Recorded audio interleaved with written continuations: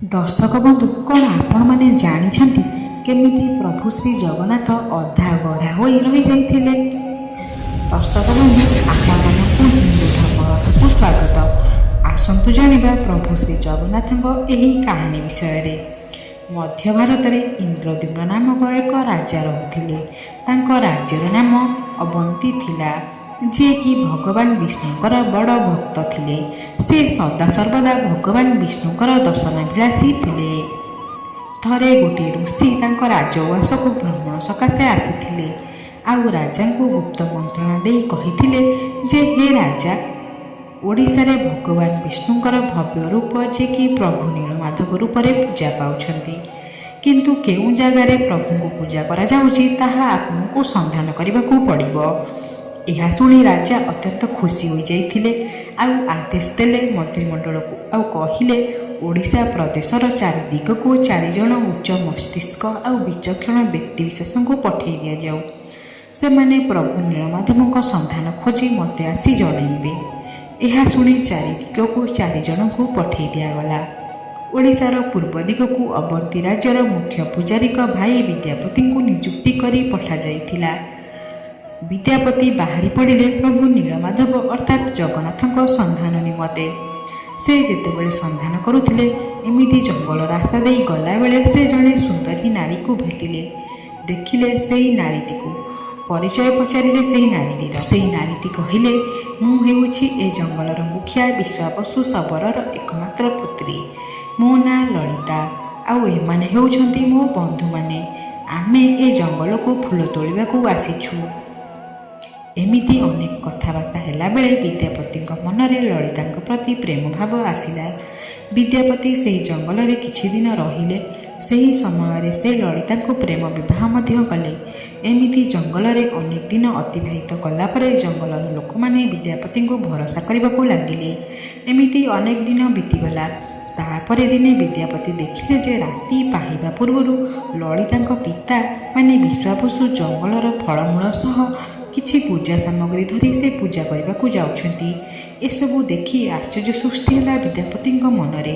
ସେ ଦିନେ ଲଳିତାଙ୍କୁ ପଚାରିଲେ, ଏହାର କାରଣ କ'ଣ, କି ତାଙ୍କ ପିତା ପ୍ରତିଦିନ ଏତେ ସବୁ ପୂଜା ସାମଗ୍ରୀ ଧରି ରାତି ପାହିବା ପୂର୍ବରୁ କେଉଁ ଜାଗାକୁ ଯାଉଛନ୍ତି।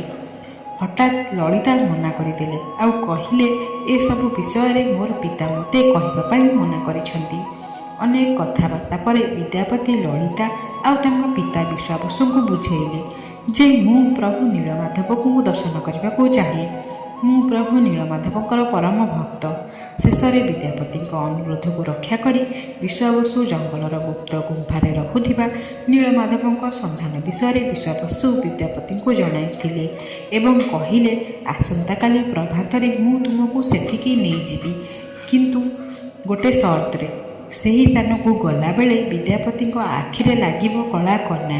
ପ୍ରଭୁ ନୀଳମାଧବଙ୍କୁ ଦର୍ଶନ କରି ଫେରିବା ବେଳେ ବି ଲାଗିବ ତାଙ୍କ ଆଖିରେ କଳା କନା। ଏମିତି ବିଦ୍ୟାପତି ଖୁସି ହୋଇ ତା ପରଦିନ ସକାଳେ ବାହାରି ପଡ଼ିଲେ ପ୍ରଭୁ ନୀଳମାଧବଙ୍କ ଦର୍ଶନ ପାଇଁ।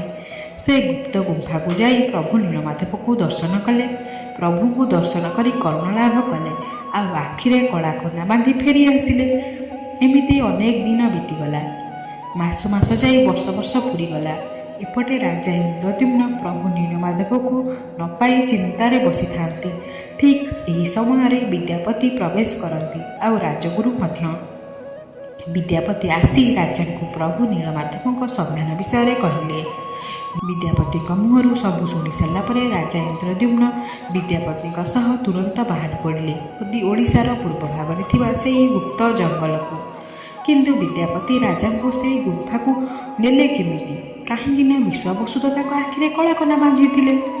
କିନ୍ତୁ ବିଶ୍ୱାବସୁ ବିଦ୍ୟାପତିଙ୍କୁ ନେଲାବେଳେ ବିଦ୍ୟାପତି ଅତି ଚତୁରତା ସହିତ କିଛି ସୋରିଷ ମଞ୍ଜି ସାଥିରେ ମୁଣିରେ ଲୁଚେଇ ନେଇଥିଲେ। ଆଉ ବାଟରେ ଗଲାବେଳେ ସେ ମଞ୍ଜିଗୁଡ଼ାକୁ ଅତି ଚତୁରତା ସହ ବିଞ୍ଚି ବିଞ୍ଚି ଯାଇଥିଲେ। ଦିନ ପରେ ଦିନ ବିତିଯିବାରୁ ସେହି ସୋରିଷ ମଞ୍ଜି ଗୁଡ଼ିକ ଚାରା ରୂପ ନେଇ ପରେ ଗଛରେ ପରିଣତ ହୋଇଥିଲା। ସେହି ଗଛକୁ ଚିହ୍ନଟ କରି ବିଦ୍ୟାପତି ଆଉ ରାଜା ଇନ୍ଦ୍ରଦ୍ୟୁମ୍ନ ଗୁମ୍ଫାର ସନ୍ଧାନ ପାଇଥିଲେ। କିନ୍ତୁ ସେହି ଗୁମ୍ଫାରେ ପହଞ୍ଚି ଦେଖିଲା ବେଳକୁ ସେଠି ଆଉ ପ୍ରଭୁ ନୀଳମାଧବ ନାହାନ୍ତି। ଠିକ୍ ଏହି ସମୟରେ ଅନ୍ତର୍ଧ୍ୟାନ ହୋଇ ପ୍ରଭୁ ନୀଳମାଧବ କହିଲେ, ହେ ରାଜା ଇନ୍ଦ୍ରଦ୍ୟୁମ୍ନ, ଏହି ସ୍ଥାନରେ ମୁଁ ଅନେକ ଦିନରୁ ପୂଜା ପାଇ ଆସୁଥିଲି, ହେଲେ ଏବେ ମୁଁ ଏଠୁ ଅନ୍ତର୍ଦ୍ଧାନ ହେଉଛି। ତୁମେ ଯାଅ, ଗଭୀର ଗଣ୍ଡ ସମୁଦ୍ରରେ ମୋର ଏକ ଦାରୁ ଭାସୁଥିବ। ସେ ଦାରୁ ଆଣି ମୋର ଏକ ମୂର୍ତ୍ତି ସ୍ଥାପନା କରିବ ଏବଂ ମୋତେ ତୁମରି ଦ୍ୱାରା ନିର୍ମିତ ପୁରୀ ଶ୍ରୀକ୍ଷେତ୍ର ମନ୍ଦିରରେ ସ୍ଥାପନା କରି ପୂଜା କରିବ। ଏମିତି କହି ରାଜାଙ୍କୁ ଆଶୀର୍ବାଦ ଦେଇ ନୀଳମାଧବ ଅନ୍ତର୍ଦ୍ଧାନ ହୋଇଗଲେ। ଏତିକି ଶୁଣି ଫେରିବା ବେଳକୁ ସେହି ଜାଗାକୁ ପୂଜା ପାଇଁ ଆସୁଥାନ୍ତି ବିଶ୍ୱାବସୁ। ହଠାତ୍ ବିଦ୍ୟାପତି ଆଉ ରାଜାଙ୍କୁ ଦେଖି ବିଶ୍ୱାବସୁ କଳି କରିଥିଲେ ଆଉ ବିଦ୍ୟାପତିଙ୍କୁ ଠକ କହି ସମ୍ବୋଧନ କରିଥିଲେ। ତାପରେ ପ୍ରଭୁ ନୀଳମାଧବ ଅନ୍ତର୍ଦ୍ଧାନ ହୋଇ ବିଶ୍ୱାବସୁଙ୍କୁ କୁହନ୍ତି ଯେ ତୁମର ପୂଜାର୍ଚ୍ଚନା ଏଇଠି ସରିଲା, ଏବେଠୁ ମୁଁ ପୁରୀରେ ଜଗନ୍ନାଥ ରୂପରେ ପୂଜା ପାଇବି। ଏତିକି କହି ପ୍ରଭୁ ଆଶୀର୍ବାଦ ଦେଇ ଚାଲିଗଲେ। ଆଉ ତାପରେ ସମସ୍ତେ ଗୁମ୍ଫାରୁ ଫେରି ଆସିଲେ। ଆଉ ରାଜା ସୈନ୍ୟମାନଙ୍କୁ ନେଇ ସମୁଦ୍ର କୂଳକୁ ଗଲେ ଆଉ ସମୁଦ୍ରରେ ଦାରୁ ଭାସୁଥିବାର ଦେଖିଲେ। ଆଉ ରାଜା ସେ ଦାରୁକୁ ଆଣି ଅନେକ କାରିଗରଙ୍କୁ ମୂର୍ତ୍ତି ନିର୍ମାଣ ପାଇଁ ଆଦେଶ ଦେଲେ, ହେଲେ କୌଣସି ବି କାରିଗର ସେ ଦାରୁରେ ମୂର୍ତ୍ତି ତିଆରି କରିପାରିଲେ ନାହିଁ। ଶେଷରେ ରାଜା ଚିନ୍ତାମଗ୍ନ ହୋଇ ମନ୍ତ୍ରିମଣ୍ଡଳଙ୍କ ସହ ଏକ ଉତ୍ତମ କାରିଗର ସନ୍ଧାନ ପାଇଁ ଚର୍ଚ୍ଚା କରୁଥିଲେ।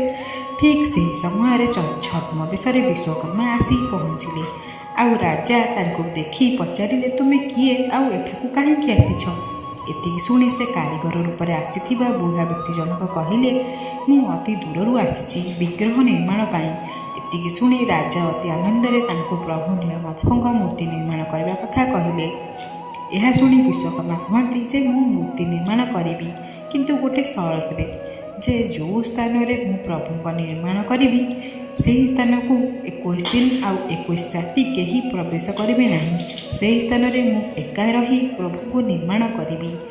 ଏତିକି କହି ବିଗ୍ରହ ନିର୍ମାଣରେ ଲାଗିଗଲେ ବୁଢ଼ା ବ୍ୟକ୍ତି ବେଶରେ ଆସିଥିବା ବିଶ୍ୱକର୍ମା। ଏମିତି 10ରୁ 15 ଦିନ ବିତିଗଲା।